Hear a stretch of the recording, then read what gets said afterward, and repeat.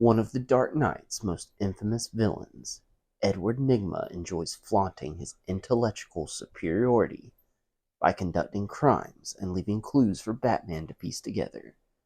While this habit constantly leads to the aptly named Riddler failing in his criminal endeavors, his puzzle problem actually stems not only from his own narcissism and ego, but also from a deep-seated psychological compulsion.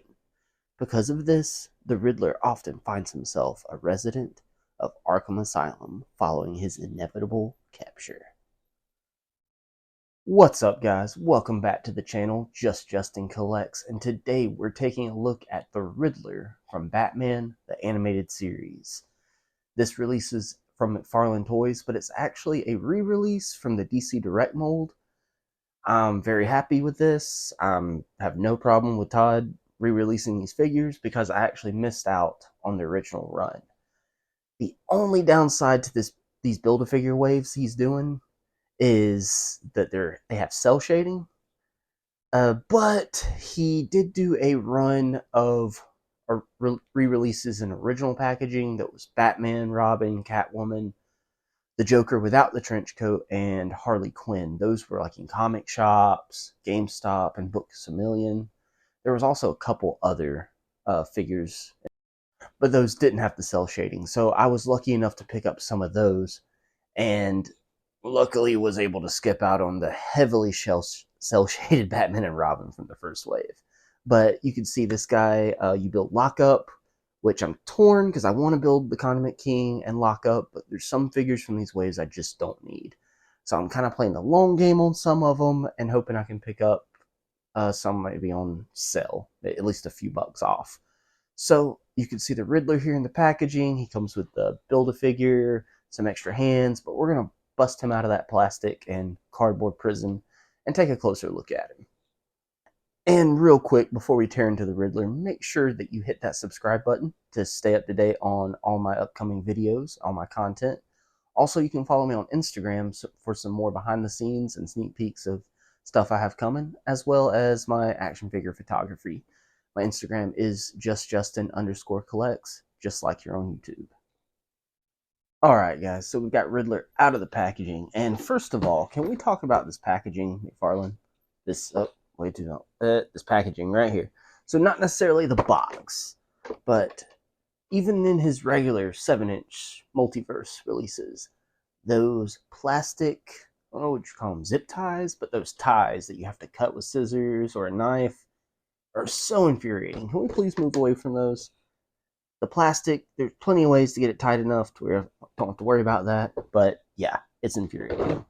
So, first of all, you get this nice little, nice card. I mean, it's kind of cool he does these. It's got a nice little familiar seeming read up in the back, but yeah. Anyway, just throw that away. You get the Lockup legs and crotch, buttocks, belt area. So you can see that's definitely going to be a much bigger figure. And the build of this and the sculpt kind of seems a lot closer to his regular material he uses on his multiverse figures. And Riddler gets his staff right here. Staff, scepter, whatever. I don't know. Also, he has gripping hands on him. He comes with a set of fists and some different grippy hands. We'll see what the difference is with those.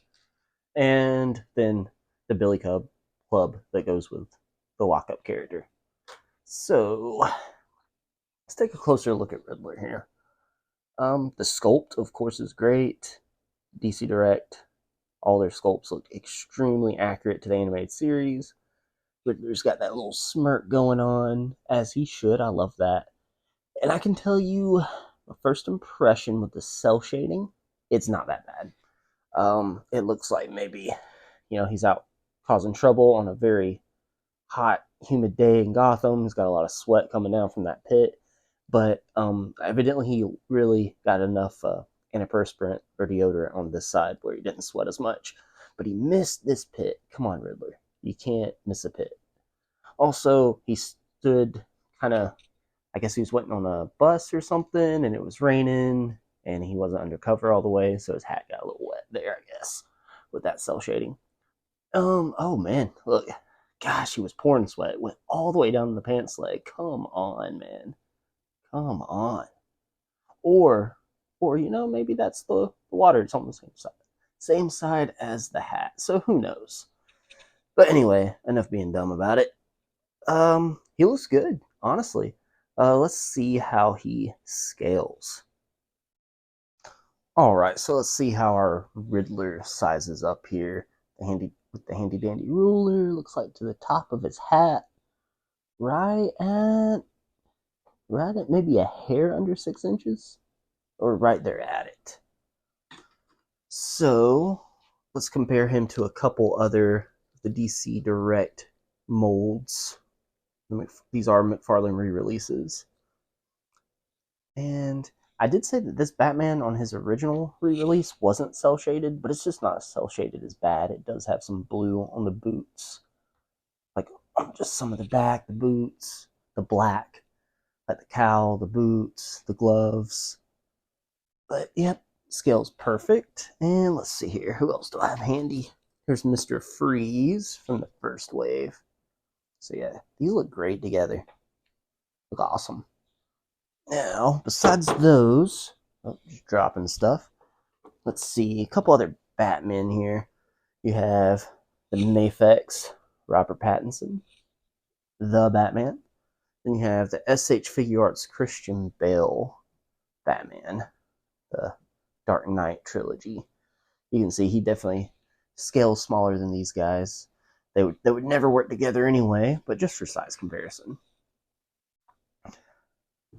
And let's compare him to a Batman from McFarlane's 7-inch line. Here is the Nightfall Batman.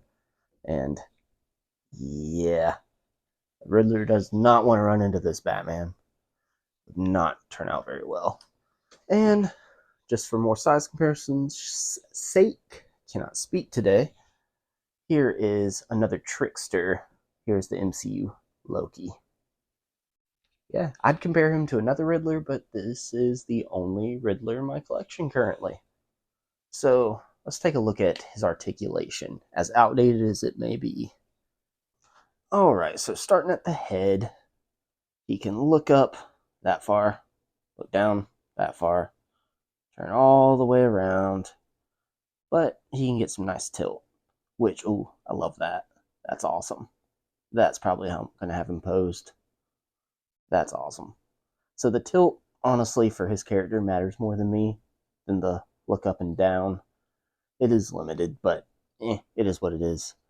There's no torso, of course. Oh, well, there's that's the waist swivel. Yeah, there's no torso in there. The jacket is a softer plastic. Feels nice. The arms come up that far. Turn all the way around. Just has to come up a little bit to clear where that shoulder juts out. You have single jointed elbows. And you get anything in the wrist? No, just a swivel at the wrist. And then you have a waist swivel. And then the ugliest, the ugliest leg joints that exist. Kicks out that far. You do not want to force it and scuff the paint. I mean, it kicks out that far back. And look, he can do the side kick, and he looks like he needs to go to the ER. It's like Nightfall Batman. Got a hold of him. Ooh, that's ugly. Be careful with that too. I'm messing around, but I wouldn't recommend doing that too much because that will scuff. And then single jointed knees. And then the ankles, it turns. You're not getting any pivot. So extremely limited articulation on this guy. But with these old molds, we know what we're getting. But to me, it doesn't matter. It's the visual representation. They're all in scale with each other, and it's just the perfect representation for Batman the Animated Series. Also, quick note, his staff here fits perfectly in the hands that he comes with. It's a little loose.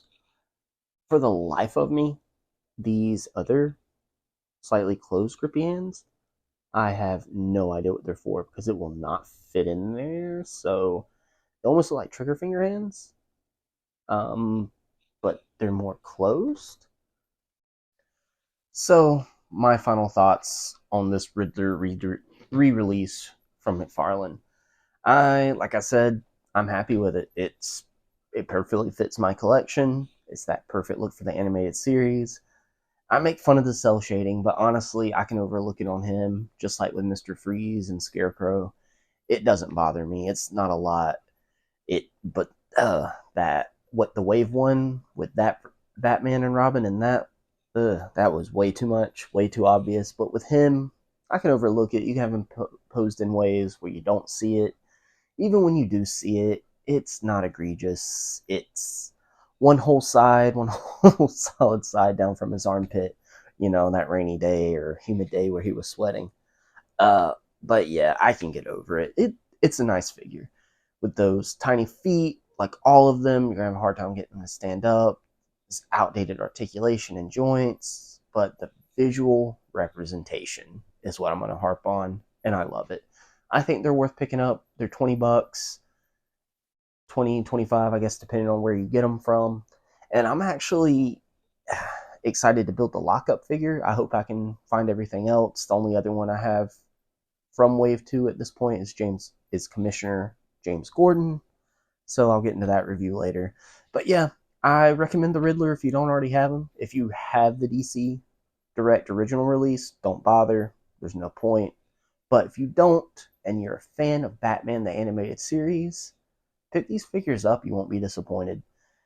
Even someone like me, who I consider myself a bit of an articulation snob, I'm okay with it. But I've rambled enough. Make sure you like this video, subscribe to the channel. This is Just Justin, signing out.